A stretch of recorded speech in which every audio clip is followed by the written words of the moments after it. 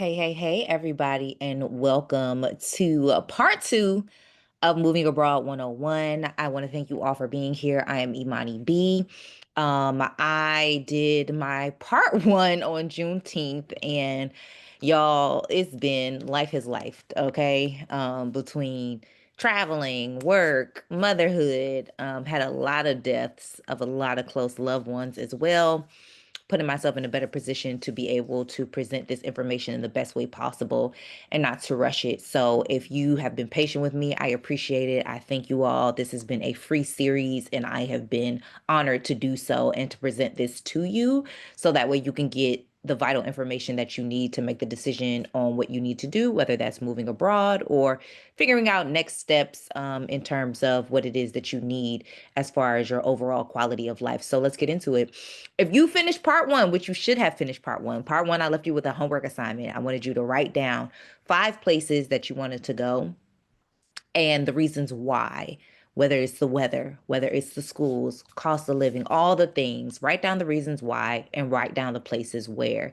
And so this will help you going into part two. So if you didn't do that in part one, please go back and watch part one. Part one is in the link in my bio, the same way that you probably got this link. If you got it via email, then you got link one, part one link. And so just go back to part one. Please watch that because it's very important to what it is that we're going to get into. So let's start. So here's what we can expect from part two. I'm going to get into all things visas because that is very important to your decision making and where it is that you're going to go. Visas are an additional documentation or permission that you need from a country that says, hey, this person can be here. Okay. Finding a home, finding a dwelling, that's obviously going to be very important. I've had situations in my own personal journey where I've literally, like, y'all, I have been in situations that have gotten sticky, and we're gonna talk about that because I feel like that is very important. And then we got the first 30 to 90 days. I've always said on social media, like, I don't believe anyone when they say, oh, I lived in this particular place and they lived there for like 2 weeks. I don't count that as living in a place. I feel like just like a job, you need like a 90-day probationary period, right? If you say you were somewhere for over 90 days, you live there. If you are somewhere for under 90 days, you visit it. So I tell people, like, oh, yeah, I've lived in these particular countries, but I had some long stays in Thailand or Malaysia or other places where I wasn't living. Building community, that's very important. That is vital to your experience abroad. And cultural adjustments. I cannot tell y'all enough how much that may bypass people because there are certain things that you're going to miss. I will say, like, a basic thing, like foods. I miss grits. Like, you know what I'm saying? Like, I would order when I figured out in Mexico specifically how to use Mexican Amazon. I would order grits. And then if people were like coming to visit, which sometimes is far few and in between, and we'll probably get into that in like part three, because there's only going to be 3 parts. So in that final part, I'm gonna get into the very real fact that sometimes people ain't gonna visit, and how you adjust with that. But if somebody was coming to visit, I'd be like, please bring me some grits. Please bring me some grits. So cultural adjustments are a thing, and we are going to get into it. So let's start it off. My personal visa story. So these are some of the places that I've lived. That means I was there for over 90 days. I hit that over 90-day probationary period. I was there. I was in the thick of it, right? But let me tell y'all, the first place that I ever moved abroad, right? One-way ticket, $400. That's my entry story that I tell everybody. That is my real story. But I didn't look up anything. I didn't know anything about visas, right? So when I was in my journey of booking my ticket to Egypt, going there, or whatever, I didn't even look up the type of visa that I needed. So it's interesting to me now, like at 2025, people are like, how did you not know? How did you not know? Sometimes people don't know. Some people just do their own research as much as possible. I think we have obviously more information in 2025 than we did, and I can't believe that I'm saying this, in 2015, 10 years ago when I moved abroad, when I first moved abroad. So yeah, the information is out there now, but I would say when I was out there, it wasn't a whole host of tons of information that was talking about hey, make sure you have the quote unquote proper visa, right? And then I also thought that because I found a job there, right? They didn't invite me to work there. I found a job after I landed. I thought they were going to help me with my visa, right? So when I got to Egypt, did not know the visa requirements. Had no idea how long I was supposed to be staying. I technically was under a tourist visa. I got the one stamp, right? But I never had any issues with leaving, right? In my first year. Okay. So I had lived in total in Egypt like 2.5, 3 years, right? And it wasn't until the very like last year of me being there after I had my son, that there was an incident where I attempted to try to leave Egypt because we were headed to China. And they were like, hey, hi, um, you owe us some money. This was in the airport, y'all. They were like, yeah, either you pay us or you can't get on your flight. Now, I was headed to China to go live in China. Okay. China has very different visa processes and their visa processes are very ironclad. Whereas when I first moved to Egypt, this was before I was married, this was before I had a child. Egypt wasn't like that. It was you pay that $25 in the airport, they stamp it inside your passport. It's like a sticker, and you go. So I didn't know the visa requirements or the lack thereof. And there was only one time that I attempted to try to do the visa properly. This was, like I said, before I got married, before I had my son. And when I tell y'all, Egypt used to be light years ahead of the world. They were so far behind. When I tell you, I walked into that building, people were fist fighting, okay, in this visa line. People from all over the world, they were fist fighting. Women pulling off hijabs in there. It was the Wild Wild West. People smoking inside the building. They did not do anything electronically. Do y'all hear me? You hear what I'm saying? They did not do anything electronically. So it was the Wild Wild West. I paid like all this money and I don't even think they like gave me like a year. They just gave me like a couple of months or something. And I was just like, I'm never doing this again. I don't recommend that to anybody. Get the proper visa, and we're going to talk about that now. But it just was because they were so far behind in their visa processes and how it is that they process everything. Everything was so slow. There, nothing was electronic, like I said, and so it was just the wild wild west. And so I never went back in that visa building ever again. So, what type of visa do I need? Okay. So, a tourist visa. A tourist visa is the automatic thing that you have. Now, some of them you have to apply for. But again, American passports, right? We're allowed to go to over like 200 some countries without applying for a specific physical visa. Okay.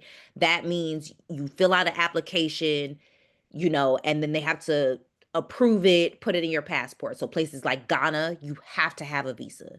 Places like China, you have to have a visa, right? And we'll get into the nuances of different areas of, like, for example, China, where you don't need a visa. But tourist visas are for short stays, 30 to 180 days. So for example, Mexico, you can stay in Mexico for 6 months, up to 6 months. Let me say that. Up to 180 days, and you cannot be working. When I say you cannot be working, that means you cannot go into a bar, say, hey, I'm a bartender, can you hire me? Right? That's not working. But if you just got your laptop, you work off of your phone, that's not necessarily considered working, okay? In the specific context of working. They mean like you're working on the ground. You went into Zara, you got a job, and somebody's paying you working. There's digital nomad visas. Since COVID-19, digital nomad visas has skyrocketed in different places because they recognize that a lot of Americans and maybe some Europeans were being allowed to work remotely. And so countries were enticing people to say, hey, listen, if you can show that you make this certain amount of money, right? If you can show that you make this certain amount of money, also pay a fee and also show that you have your own health insurance, you can get this digital nomad visa, will allow you to stay here for up to 2 years, right? So places like Dominica, not Dominican Republic, Dominica, Barbados had a digital nomad visa. Portugal had a digital nomad visa. South Africa had a digital nomad visa. I don't know where the numbers are now and where they're at in terms of who has what, but you can obviously research that and find out who still has the digital nomad visa. But that specific visa is all about money. It's a money thing. They want to see that you have money to sustain your living. And so if you are a remote worker or a freelancer where you can pretty much work independently, digital nomad visas, are the way to go. Student visas. These are people that are going to school abroad. And yes, I said even as an adult, because, and I posted this in my newsletter, my Work Abroad newsletter. The American University in Cairo offers a free master's degree, a 2 years degree for teaching English, right? They offer a free master's degree. They give you housing. American University of Cairo's campus is stunning. It's beautiful. It's right. You have like two major malls across the street from you: movie theater, bowling alley, um, nail salon, all the bells and whistles. It's in a very, I would say, one side is very residential, but it's in a very like trendy side of Cairo. So those places, like, you know what I mean? Yeah, you could jump on it. But a student visa pretty much says this person is a student and this person is studying here. So again, can you work on a student visa class? No, you cannot, right? You are only going to school. That visa is only there for you to go to a school, whether that's to get your bachelor's, to get your master's, PhD, whatever it is. That's what it's for. Okay. The next one, finally, the work permit. Okay. That is country specific and is often tied to an employer sponsorship. What is an employer sponsorship? I'll give you an example. My ex-husband, right? He got a contract to work in China. That contract had to go to the government for the government to then stamp it, approve that he is allowed to work in China, pretty much work for a company that's based in China that pays in Chinese yuan, right? That says his contract is from this date to this date. It is very specific. It's the same thing with teaching. School gives the country your official, we want to have this person work here. That country will stamp it with approval. They will send you that contract with the country's stamp of approval. You would then have to take that to a consulate where you live, right? So somewhere in the United States, to to the Chinese consulate, to the Dubai consulate, to whatever consulate, right? And they will then process your visa. So you will take that, you will take your passport, and you will take however much it costs for you to pay for the actual work visa. Okay, so understand that a work visa is specifically tied to an employer that's sponsoring you. That employer is sponsoring you, saying, we're allowing this person to come over here and work. If you do not have a employer that is sponsoring, meaning they are doing the work for you to get the government's approval for you to come over there and work, you do not have a work visa. Okay. And we have seen situations like this where schools have gotten raided in China because people were like getting paid under the table, so to speak, to work at schools, and they were getting found out by the government. Yeah, you don't want that to happen. You want everything official and everything on the up and up. And it's going to have a stamp that says, yes, this person is okay. Now, what if you're bringing a spouse? What if you're bringing family? That's where they get a family or spouse visa, right? So this can happen in various ways, okay? So let's say I'm getting a digital nomad visa, right?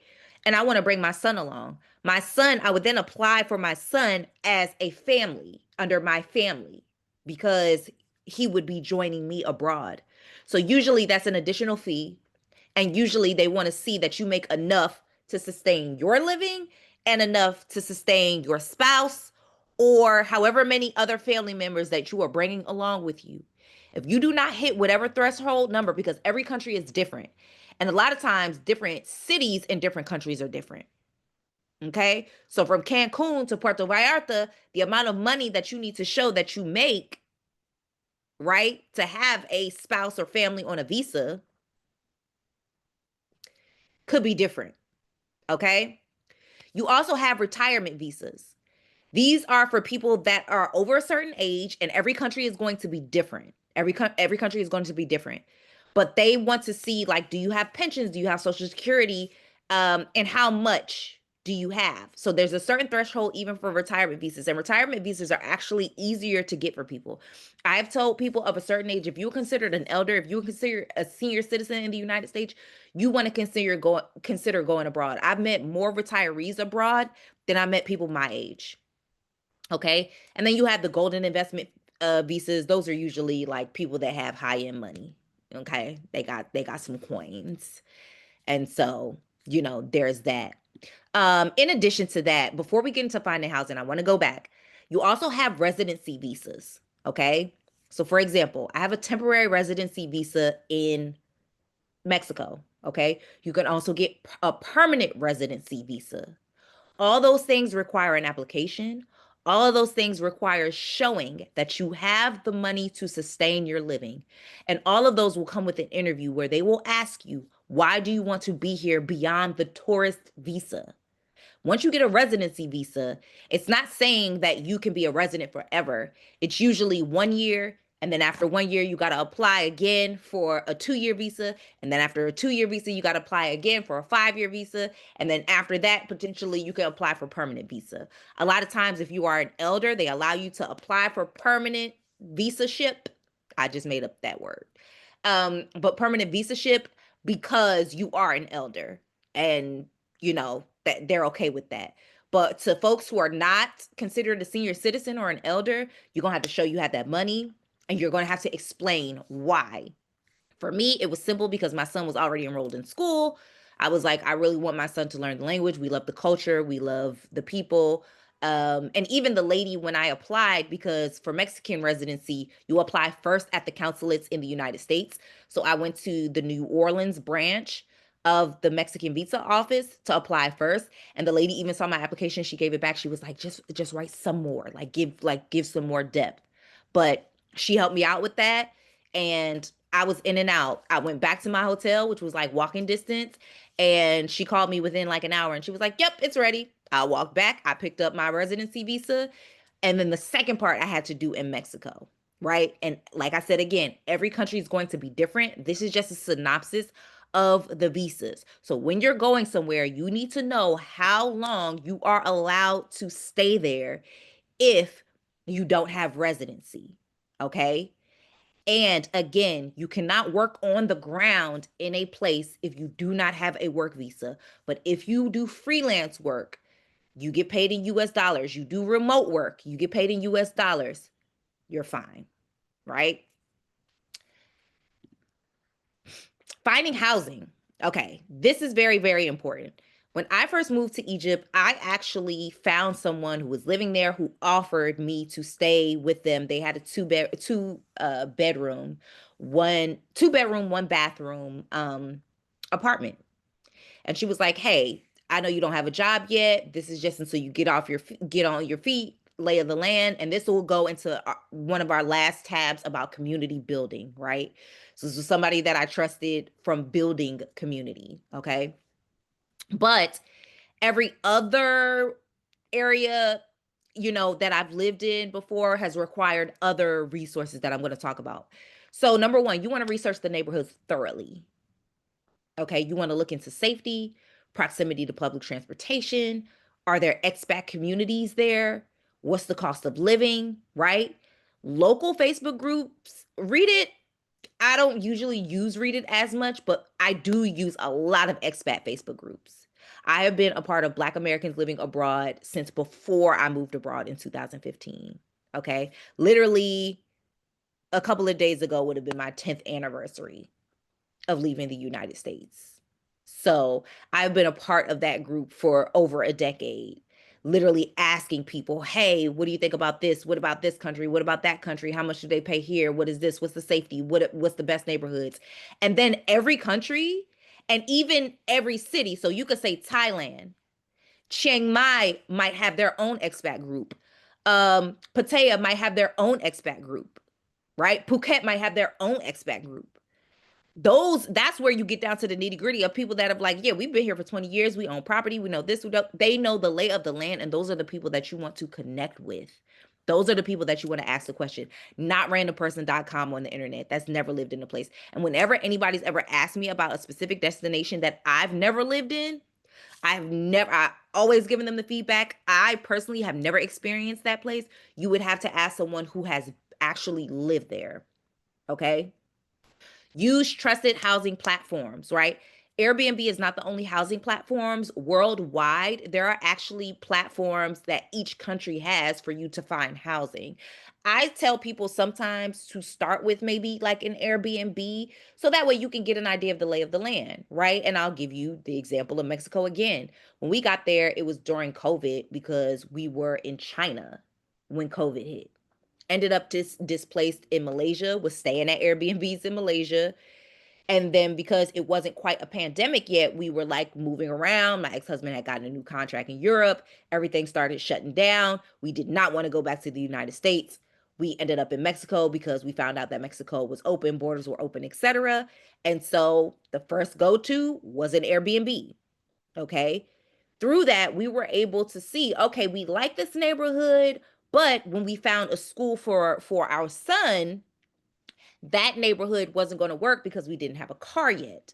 So it was pretty much like the trial and error of like finding out what neighborhood works for you for the amenities that you need. For us, it worked in the summer months prior to us enrolling our son in school. But then once we enrolled our son in school, it was a different ball game, and so then we had to find something different.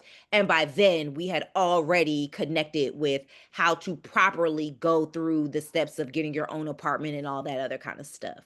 So start off with Airbnb or whatever country you're in, a trusted housing platform where you can, be there for maybe the first month until you get an idea of what area that you really want to sink your teeth in and, get a lease with. Leverage local connections. Local folks are also in Facebook groups.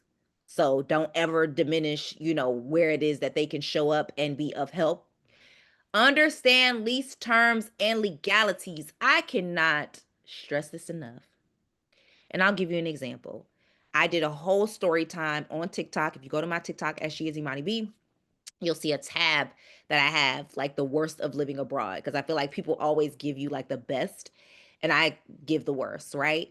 This was still in Mexico. This was one of the first apartments that we were getting through the proper channels, right? So I went through all the proper channels. I learned all the legalities and everything.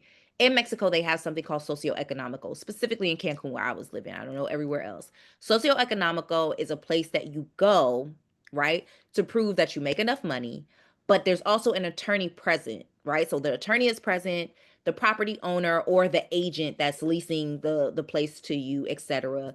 You get a contract, you sign, you put your deposit down, etc. I did all those things correctly, right? Everybody put their ID, everybody get their IDs copy, etc. Right? We're coming closer to the time where we're supposed to move into this apartment, y'all. And the man is like very iffy. He's like telling me one thing, then another thing, then another thing. So then finally, I think we're like a week or so out into where we're supposed to be moving into this apartment. And the man tells me, oh, there's no electricity. There's not going to be electricity until such and such or whatever, whatever. And I was like, I want my deposit back. So then he makes up this whole thing like, oh, well, I'm not in Cancun. I'm in pick a city that's far. I think he said something like Merida. Merida is like hours away, hours away.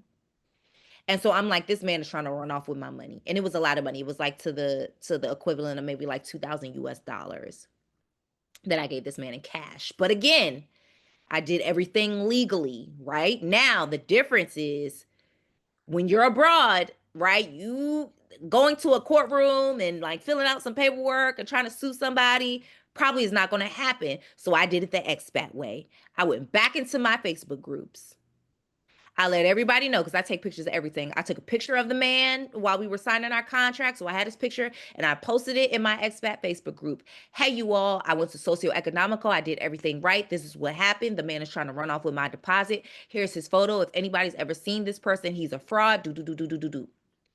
Within minutes, I want to say seconds, within minutes, A white lady that's been living in Cancun for a very long time, 20 years, she's done real estate, etc. She DMs me on Facebook.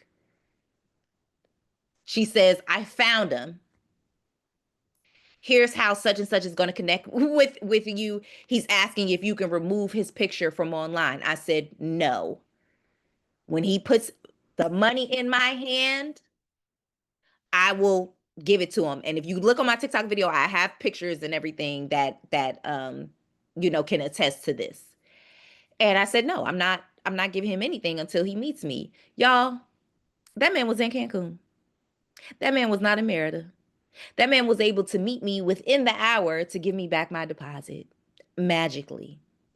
Like I said, Merida is hours away. Ask me how I know. I took the bus to Merida from Cancun once. Yeah. Yeah.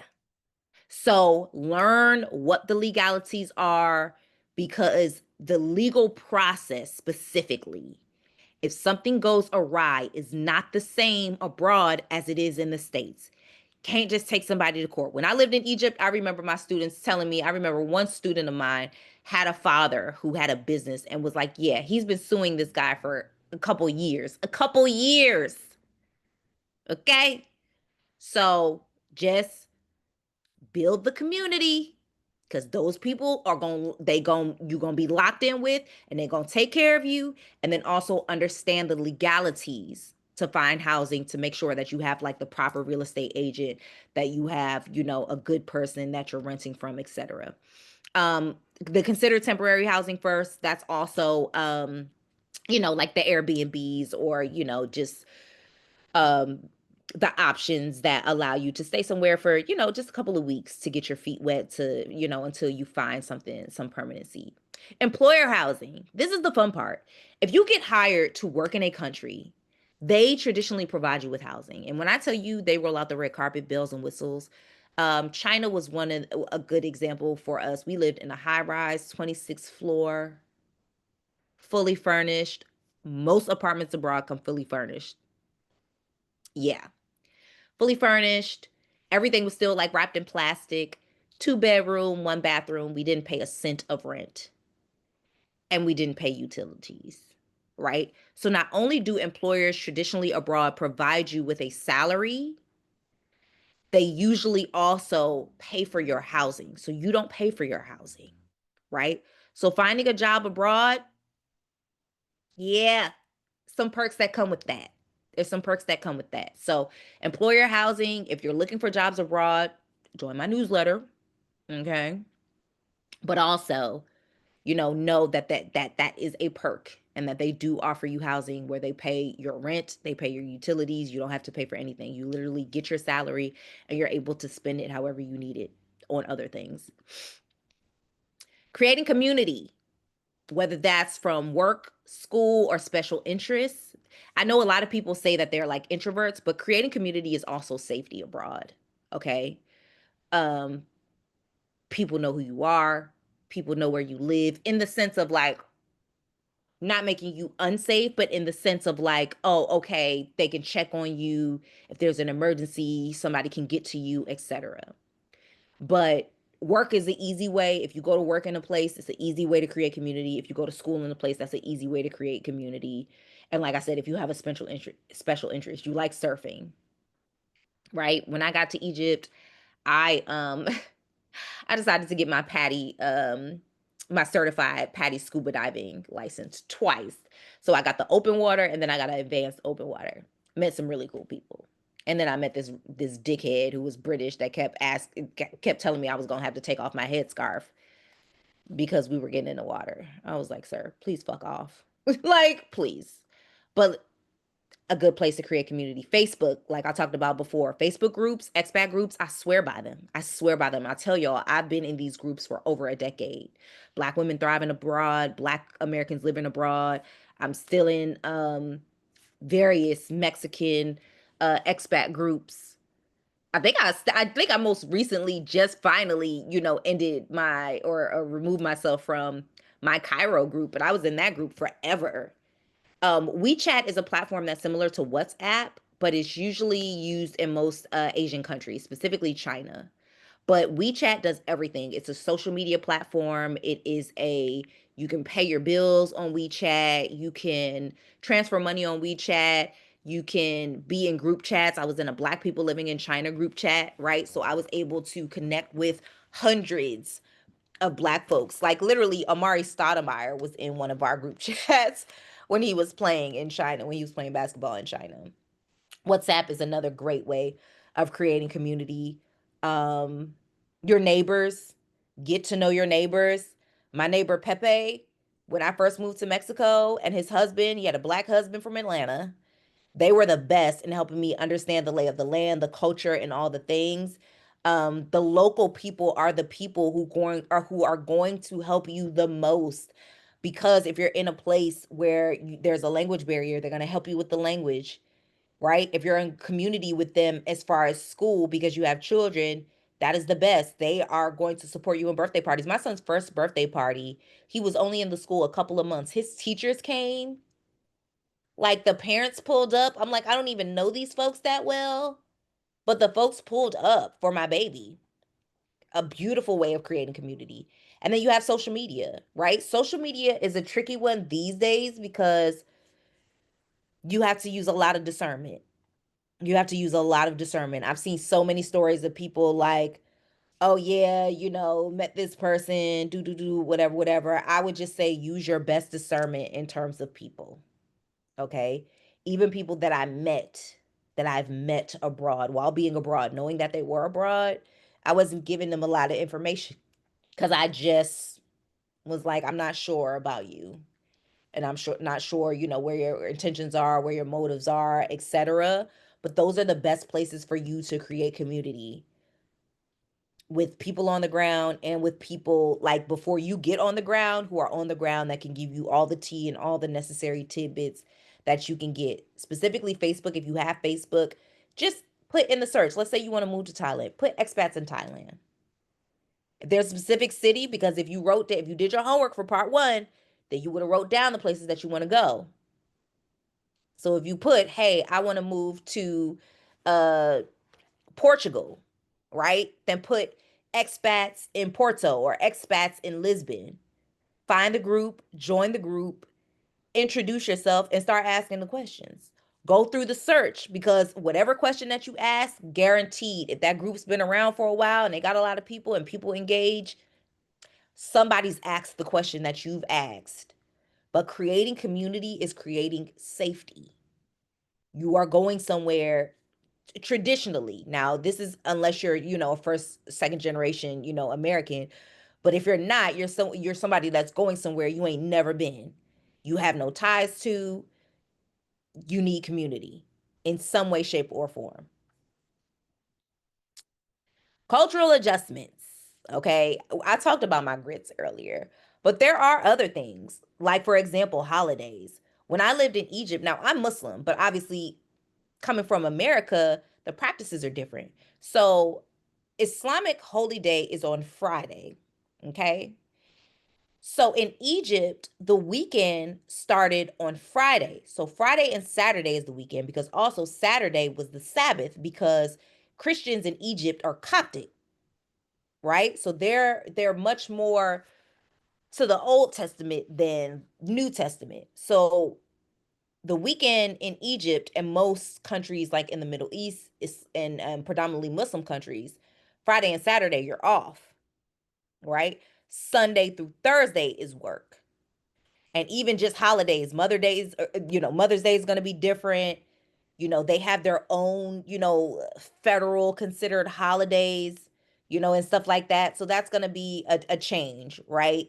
Because you're probably going to be connecting with people, back home, and it's going to be like, oh, it's a holiday today, right? Chinese New Year for us, our first year, we we had a misstep because we didn't know you're supposed to plan vacation ahead of time. That's the biggest holiday of the year. It's like a 10-day break, and not everybody, but a good portion of people leave, right?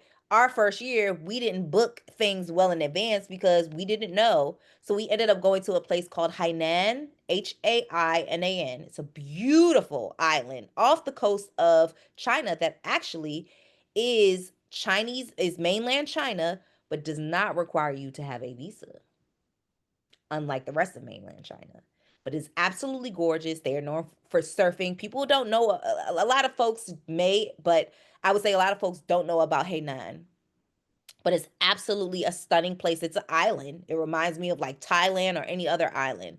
Beautiful weather, beaches, all the things. So we went there instead. Now, although I would have loved to like go to like Philippines or somewhere else, whatever. We learned that in year two.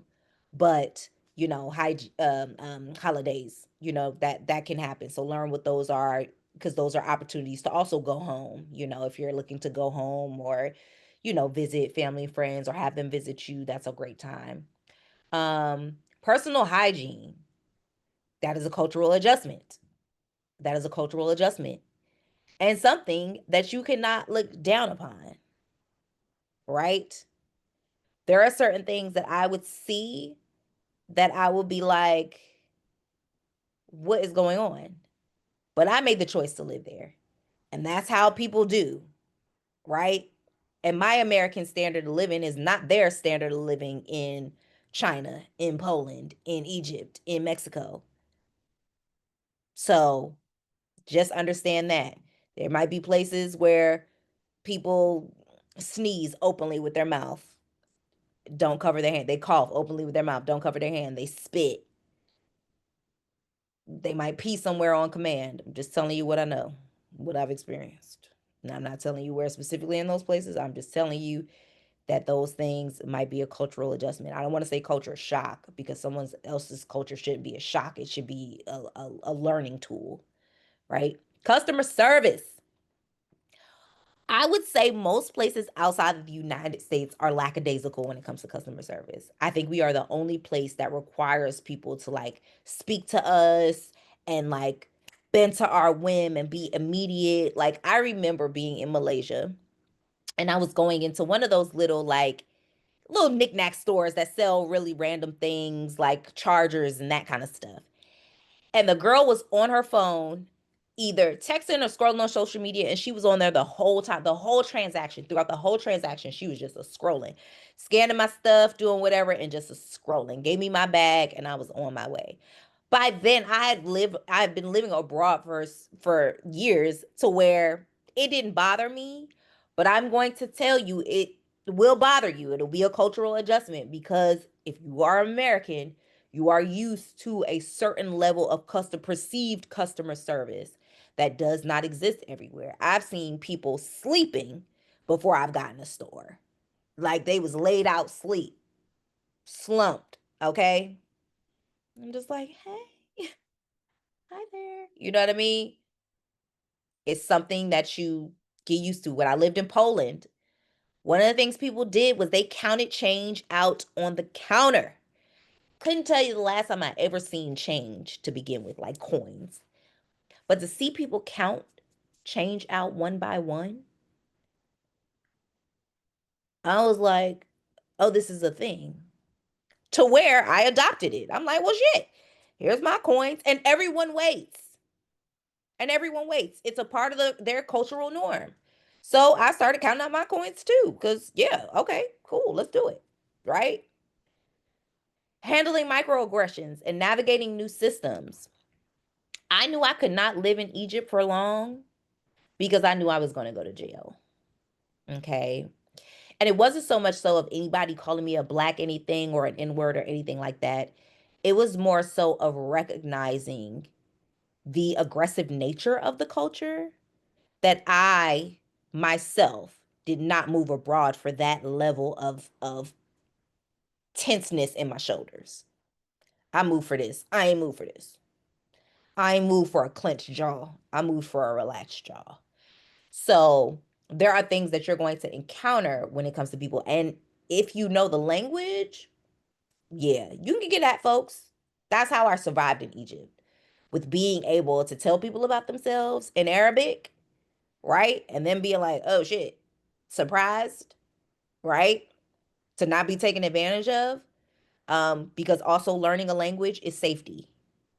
Learning a language is safety. And as an adult, no, you are not too old to learn a language. Take classes when you get abroad. Take classes, test them out in the street, not in the Walmart, not in the Zara, where they're gonna speak to you in English. No, go out in the street, go to the street markets and test out what it is that you've learned in those classes. I'm telling you, it's going to make for a better experiences. Well, it's going to make for a better experience. But yeah, microaggressions and just other things, you have to be mindful that your Americanness is not going to save you. When I worked in Egypt, my kids loved me. But the teachers and the administrators didn't understand why I didn't scream at my kids because that is a cultural norm for them to. I would hear teachers screaming from one hallway down to the end hallway. That was a cultural norm for them. And I was like, first of all, I'm too young for my blood pressure to be as high as y'all's. All right. And also, I'm not screaming at nobody else's kids. I don't care what y'all think culturally about that. I'm not about to be screaming at nobody else's kids. Don't feel comfortable with that. Just not doing that. Right. So there's a lot of things that you're going to have to learn culturally that will be a normality for other places that may not be a normality for you. And you're going to have to decide, is that a deal breaker or not?